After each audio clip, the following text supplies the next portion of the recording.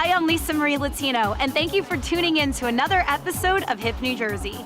Today we're coming to you from Wightman Farms in Morristown, which puts the garden in Garden State all year long. We'll learn more about Wightman Farms later on in this episode. But first, let's travel to a more urban locale, New York City, which played host to the largest celebration of all things indigo, the Denim Days Festival.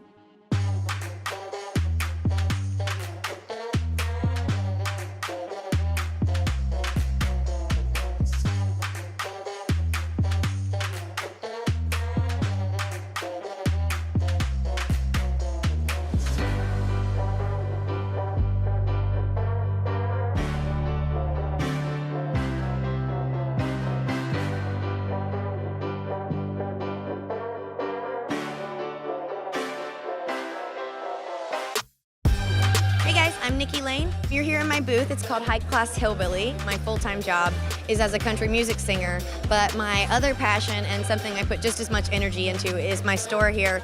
I think just as much as it's important to come here and shop the vintage booths and find inspiration for things that you should design, I think it's important to walk around and see what's already happening so that you can work on being more individual and finding a niche in the market, a hole, that you can kind of carve out for yourself, as well as just being able to kind of intermingle with some of the top people in the denim industry. It's not too often that you can kind of be alongside of those people and shop alongside of them and show alongside of them. It's just amazing. Everyone's so into it, everyone's so enthusiastic, and everyone's having the time of their lives. And there's so much great style. It's amazing. We came back again this year, we're doing it. Everybody's here. This is for denim geeks, art lovers. We all come out here, collaborate, network, and get together. This is our spot right here. We met everybody from not only designers, indigo dyers, CEOs, CFOs, not only in the fashion and denim industry, but throughout all different industries. You get to experience the art culture of New York as well as the fashion and the art and everything combined. It's just really cool and exciting and inspiring, and nobody should miss it, honestly.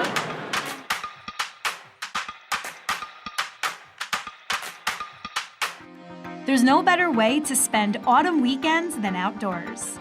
At Wightman Farms, they offer fun for all ages, including hay rides, a pumpkin slingshot, pick your own apples, a hay maze, and so much more.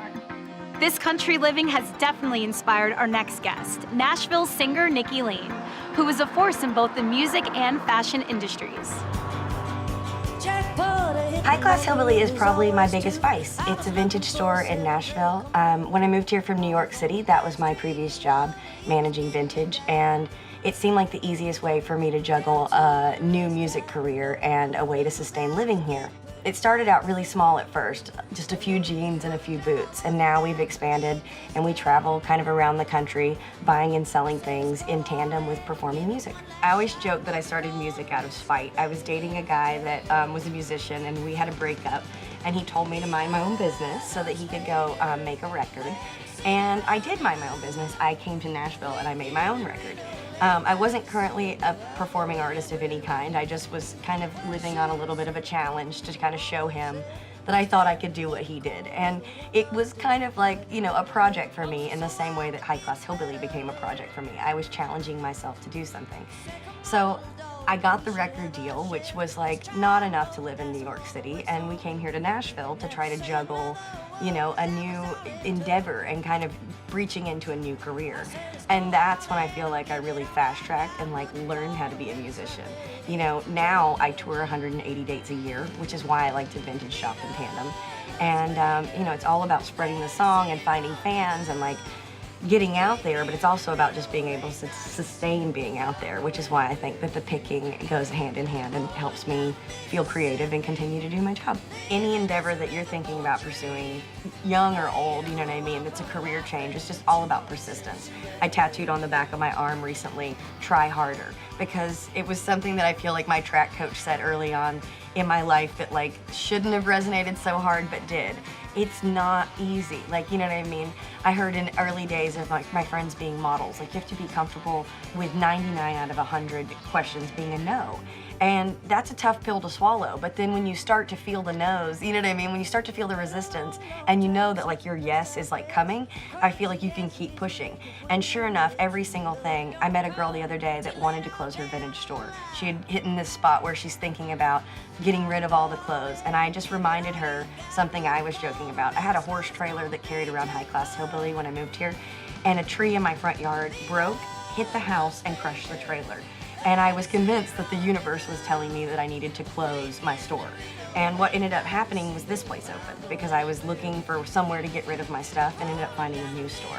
So I think sometimes getting those no's and getting those like rejections in the field you want are just kind of pushing you to be more creative and a better version of the type of project you're trying to do. And so just try a little harder.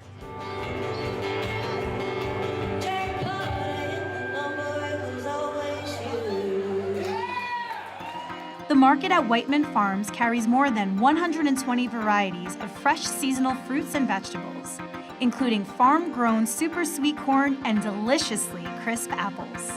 Another place to do some fall necessity shopping is right down the road at Bloomingdale's Short Hills Mall. I stopped there with personal stylist Priya Virmani, and she spoke about the hottest trends for the season. Thank you so much for joining me here today. I'm really excited to dig into all the looks that you pulled for me. Yes. And I know that I am totally on trend from head to toe with what I'm wearing right now, so please educate our audience. Of course. So the first look that I have pulled for you is the animal print. So you have the leopard, you have snake, you have zebra. There's actually various prints out there. And what I have for you is actually a monochromatic look. So we're doing snake skin, which is more in the gray, and I try to keep the bottom very similar in color, of course, but I wanted to break up this look with this beautiful jacket that has the detail on the shoulders, and also the wine color is really breaking it up. And on your feet, you can see that we try to actually still stay in the same family, so you have these amazing shoes in silver. But if you wanted to take this from day to night, you could easily also just have a very cool pair of sneakers on, or booties that could easily keep your feet comfortable and also help you get through the day. And one thing that I like doing when it's not too cold outside and you can still do this, I love throwing the jacket on your shoulders as opposed to putting your sleeves, your hands inside the sleeves, because really it elevates the look and makes it all the more cooler and chicer. Hey, I feel like Superwoman with the cape right now. I'm so glad. Okay, so I'm gonna go change into look number 2. Absolutely, I'm ready. So now we're here with look number 2, which is the purest definition, I think, of Mix Masters, a campaign that's happening right now here at Bloomingdale Short Hills. Priya, what is Mix Masters? Right, so Bloomingdale's is running this idea that you can mix high-end brands with low-end brands.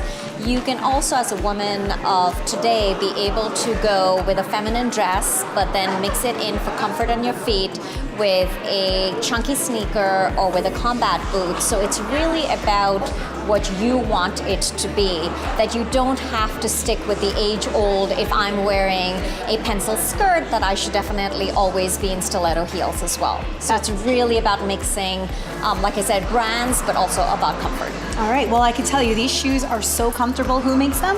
I think it's Mark Fisher, and it is a combat boot, which I am a big fan of, and it has hardware, as you can see, which really adds a little flair to the whole look as well. So what I have for the second look for you today is plaid, which is also very in, but we've actually taken plaid in and mixed it in with the third look that we are about to show the audience as well, which is Western. So your belt here is just absolutely fantastic with just the right amount of hardware. It is not too thick, it is perfect for this dress, and the plaid could be something you could even wear to work. If you didn't feel comfortable with the belt, you could always lose it as well. Yeah, absolutely. I love this subtle blue stripe that's worked into this. Yes, and instead of doing it all black, if you want it, you can pick up on the white as well, or mix in a print. It's all about mixing. And this dress is made by who? Theory mixed this dress. It's so comfortable. The pockets are perfect. If you don't know what to do with your hands and you're presenting, put your hands in your, in the pockets. Exactly. All right, well, thank you, Priya. I'm Of looking course. forward to look number 3. I can't wait. All right, Priya, I call this look Mix Masters on steroids. Absolutely. All right, so here's my thing with this. This is another trend that I absolutely love, which is It's a flowy dress. It's the midi. I think that's what everyone's calling it. Gives you enough flexibility to get through your day. What I did with this is that, as we were talking in the fitting room, you said that you might bring a heel in or a peep toe in. I've completely thrown that off, given this mixed masters, and I put on the dad sneaker with this look for you. And the other thing to keep yourself on the go throughout the day is that you have the belt bag. And so you have a mix of the feminine, you have the dad sneaker, and you have total convenience with this belt bag. I do, and I'm obsessed with this dress. I'm so happy. The flowiness to it, I mean, it gives it more of a spring vibe than a fall vibe just because of the floral, but you're telling me no. No, absolutely not. And I was going to also say that you can layer this very easily because you can throw in leather for the fall and the winter. A chunky black sweater would work just as well with this. And it really can take you in for a couple more months before it gets really cold. Great. Well, we have one more look that I'm not going to try on, but you're going to educate the audience because when you told me about this, I'm like, no way, I can't even put this on. But floral mixed with plaid. Absolutely. Can't wait to show you. Okay. So we had a lot of fun with this in the fitting room because I wanted to convince you to try this on for the audience. But you do love it in the end. I think we talked ourselves into it a little bit. So here we have the most beautiful printed dress, flowy. It has the classic, the blue and the what I would call beige, I guess. That's what my eye is picking out. And then I wanted to show this with a plaid sort of oversized jacket. Yeah, together. It somehow works. Now that I look at it, it does work. I think so. We haven't tried it on, but I've seen it on myself and some other people, and I think it really does work. In summary, what should we be doing for fall? So I think that you should challenge yourself to perhaps not go by some of the rules that we're all very used to. So if you are seeking comfort, throw in the shoes that bring that for you, and I think that could be the sneaker. Most times it is going to be an elevated dad sneaker or a white sneaker. If an animal print is way too much for you, then just bring it in small doses. Bring in a belt in an animal or leopard print. And I would say that if you like dresses or don't typically wear dresses in the fall, you absolutely can because the length of the dress helps you get through the fall. So and you can layer on top. So there's no such thing as rules. Anything goes. I think anything goes. I think you just have to take a harder look at what you already have in the closet. And I am not the biggest pusher of trends. All I say is that pick one or two that you really like and bring them in and mix them as well as you can into what you already have. Great. So for people watching, where can they find you? So I can be reached, you can check out my styles at privébypriya.com. I also have Facebook and Instagram, all by the same handle. It's Privée by Priya. Priya, thank you so much. Let's do this again for the winter and then for the spring. I can and then on I'd and love on and to. on from there. I'd love to. I know Bloomingdale's Short Hills is your second home.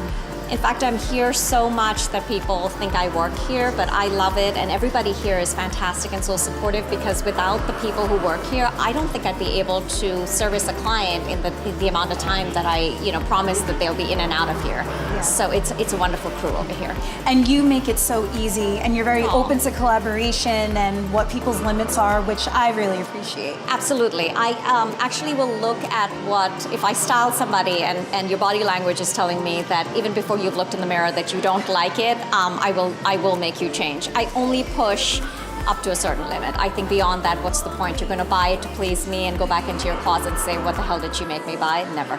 It's not going to happen. Well, Priya, thank you so much. Oh, sure. Thank you. Thank you for thinking of me. And for more fall fashion and everything New Jersey, visit hipnewjersey.com.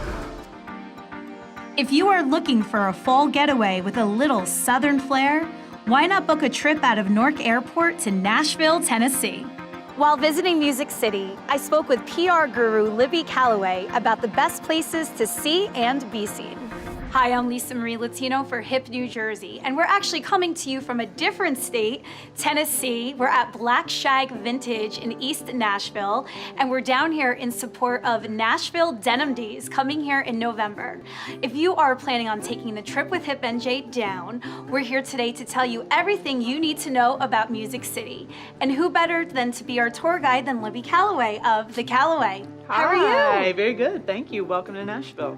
Love Nashville. Great, good. Such a fun time. Mission accomplished. We're glad you're here. Let's just start with the food. Okay. Because if you are on a diet coming to Nashville, you got to get off that You're in right trouble. now because the food is just too good and hearty. Yeah, it really is. And we're famous, of course, for hot chicken, which we're on Gallatin Pike right now in East Nashville, and there's several great hot chicken joints within like a stone's throw. And I go to them all. I love hot chicken. What about where Denim Days is happening around Marathon Music? Oh, there's great stuff around there. That location is really thriving. Our good friend Mike Wolf from American Pickers settled in there with antique archaeology a couple of years ago, and it's really brought a new life to the area. Everybody's friends in Nashville, but our friend Andy Mumma, who has barista parlors, opened a terrific coffee shop there. There's great concerts in the venue where Denim Days is actually going to be held. Went to an event there last week. It's just a really, really wonderful, thriving entity, Marathon Village itself. So if you're coming to Nashville, where do we stay? Well, I would be remiss if I didn't suggest that you visit Noel, which is a hotel that we work with, located downtown.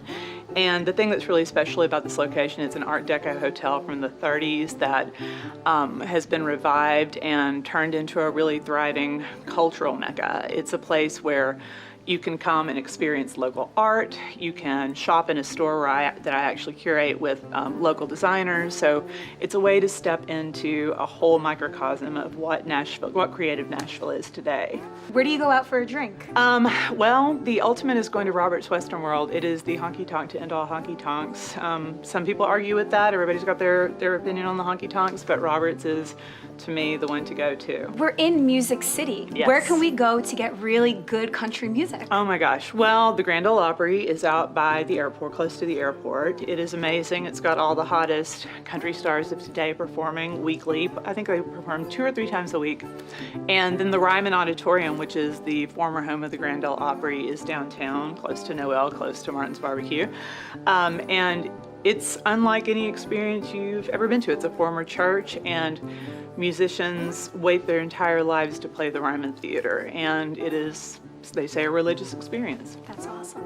Finally, let's talk about the fashion. I feel like there's a vintage shop at every corner. Yes. I am actually wearing vintage right now from Black Shag. Amazing. I'm obsessed with this dress. Yes. I might have to buy it after this. I know, I think you do. You really do. Yeah, It no, looks it's incredible great. in it. But like Black Shag is terrific. It's one of the many great vintage shops in East Nashville, which is kind of a mecca for vintage clothing in Nashville. You all were at High Class Hillbilly today too, I know.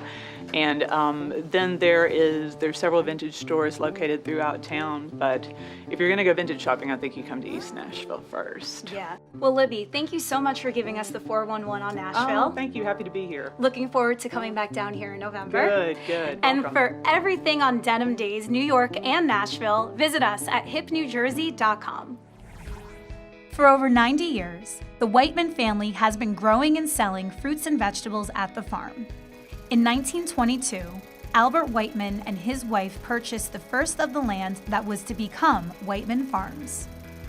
Albert planted fruit trees and vegetables and drove through the nearby town of Morristown selling his harvests. Gradually, the customers began coming to the farm.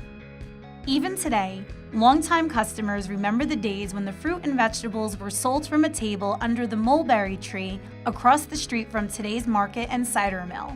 Today, members of the third generation of the Wightman family, along with close friends, continue the tradition of selling the fruits and vegetables grown on the surrounding land. The head farmer, Adam, has worked and farmed this land for over 25 years already, starting as a teenager.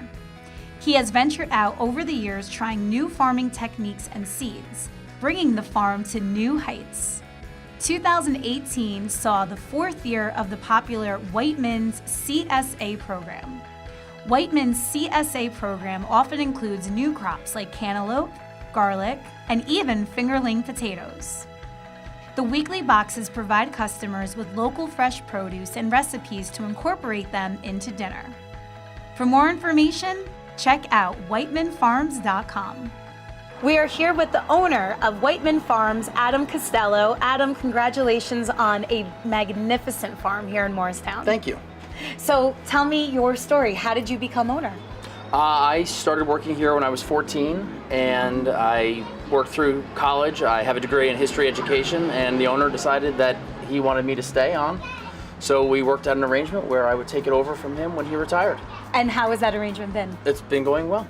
He retired a few years ago, and we're continuing on the legacy of Wightman Farms and just trying to always make it better and more interesting and more fun for families to come. So when people come here, what can they expect? They expect to come and have a nice day on a farm that's not too far from the city, and just a little quality time with their kids where they're not sitting in a movie theater or, you know, in a bowling alley or something that's typical. I mean, we offer something that you don't get everywhere. So what are some of those activities? We have pumpkin slingshot, we have apple picking, we have hay rides, we have a full bakery. There's just lots of things the family can do throughout the day here. Pumpkin slingshot. Yeah. Describe what that is, because that is so much fun. They're giant 6-foot slingshots where you shoot at targets and win pumpkins. You know, there's nothing quite like smashing produce that makes everyone have a great time. Right? And it's fun for all ages. Yeah. So when you walk through the doors of your bakery, it literally smells like my grandmother's kitchen on steroids. It's exactly what I imagine heaven to be like. Over the years, we've added all kinds of different products. We started out with a few pies and donuts, and you know, now we have 15 or 20 different seasonal varieties of pies. We have our donuts, we cook quiches, we bake bread, we have all kinds of baked items available now. And you have meats as well. Yeah, we bring in meats from Nyman Ranch, which is just a locally, well, a responsibly raised beef producer that doesn't use antibiotics, and you know, they have a really superior product, so it's nice to be able to offer something that is really good instead of just what you can get at a supermarket. Yeah, absolutely. And that whole farm to table craze is such a hot thing right now. It is. People really like knowing where their food is coming from, and you know, like our milk producer, they're a closed herd in Upper New York State. They only have 400 cows, and all their milk only comes to local farm stores and, you know, nice places that only want to sell a single source milk. So I know that this is probably the most popular time for you, because Yeah. apple picking, pumpkin picking, you see it popping up all over social media. How do you sustain yourself year round? We have our store open year round, and we sell sandwiches, and we have, you know, local offerings year round. But in the summer and then in the fall especially, we have a large influx of people that come to do apple picking and all of those other activities that we mentioned earlier. Our store is always selling its own local produce, and we grow 30 acres of sweet corn and 40 acres of pumpkins and lettuce and raspberries and peaches and strawberries. I mean, we grow anything that you could imagine would be in New Jersey, we grow it. It's so amazing. And how many kinds of apples? 35. How do you even keep track of all that? That's insane. Just lots of experience. I mean, we've added varieties over the years. I mean, we have really old heirloom varieties like Stamen Winesaps and Northern Spies, and we have really new varieties like Honeycrisp and Suncrisp and Zester and all these great new trials that have come out of the Midwest. Is that how that happens? Because I personally love the Suncrisp. Universities are constantly trying to develop new apple varieties, and that's where we're getting all these great new, they're crossbreeds. Yeah. They take this with that and they come up with a new apple, and it's actually much more complicated than it seems, but they keep coming up with great ones. Yeah, seriously, that's awesome. So around Christmas time, what happens here? Well, we sell Christmas trees that we bring in out of North Carolina and Pennsylvania. We sell wreaths and roping and all the kind of stuff you would need for your, decorating your house. And we have, obviously, our bakery is always open, and we have hot chocolate and hot apple cider, and it's just a nice experience to come and get your tree. I love that. So you obviously have your pulse on the Garden State farm scene. Mm-hmm. Educate our audience. What is going on around the Garden State right now with the whole farm movement? Well, we're a little upset about the rain all summer. It made it a little difficult, but you know what? We still got good pumpkins in. We were just picking a whole lot of them a little while ago. It's always improving, I think. There's less and less farms, but we're preserving ground at a rapid rate. The state is very actively trying to preserve farms so that we're not losing the ground to developments anymore. Some are still going to housing, but we're also becoming more and more efficient about growing in a smaller area. How do you do that? Like my apple trees are no longer planted 20 feet by 20 feet. They're planted 2 feet by 10 feet. So they're growing like a giant hedge now instead of growing them like big old standard trees. And I can produce twice as much fruit in the same amount of space. What drives your passion for this? I like being outside. I like being my own boss. I love having families come out and enjoy what I enjoy. It's great. It's a great place to raise a family. It's a great place to have people that work here on weekends that do an office job and they get out. And it's just great to see everyone being happy at my farm. Yeah, and I feel like, trends come and go, but everyone always is gonna love apples and fresh pumpkin pie and everyone has to eat. And everyone has to eat. So that's the one thing that'll never go out of style. That is true. Well, Adam, thank you so much. Well, thanks for coming out to the farm. If our viewers want to learn more about your farm, where can they find you? We have our own website. It's wightmansfarms.com, and it's on the internet. You can find us. Great. Thank you so much for having us here today. Thanks for coming. Thank you for joining us on another edition of Hip New Jersey. For everything Garden State, visit us at hipnewjersey.com. We'll see you next time.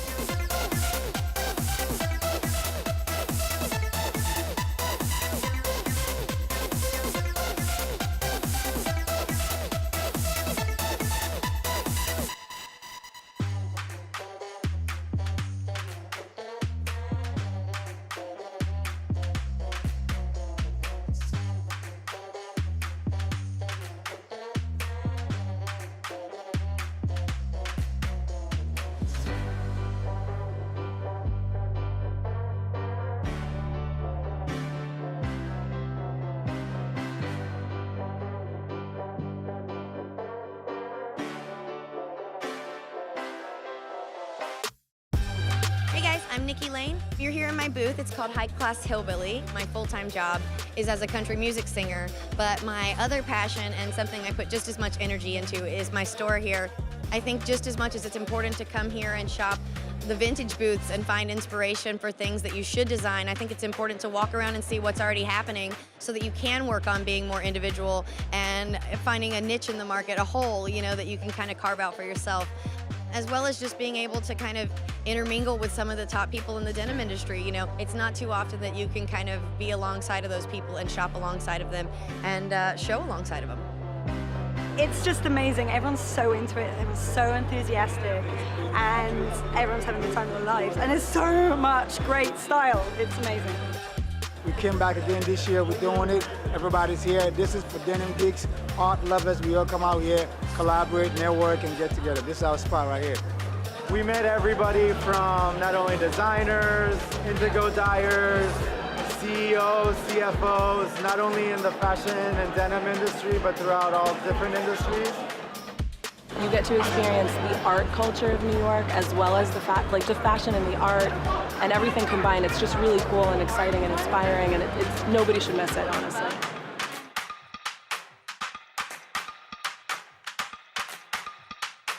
Denim to me is utility. It's something that you can wear every day. You can dress it up, you can dress it down. So excited to have Denim Days here because Nashville is just such a booming city, and it's so great to see things coming here and things starting here. Denim to me is freedom. Denim to me is individuality. Denim to me is rock and roll. Nashville has a plethora of vintage shops, and everybody has denim. We're very excited to have Denim Days come here and try to network with the rest of the country and show that Nashville is a serious contender in the denim world. Denim to me means perseverance. All the dirt and the crap that would ruin any other thing is actually making these get better and better and better and slowly becoming your favorite pair of jeans. That's cool, that tells a story.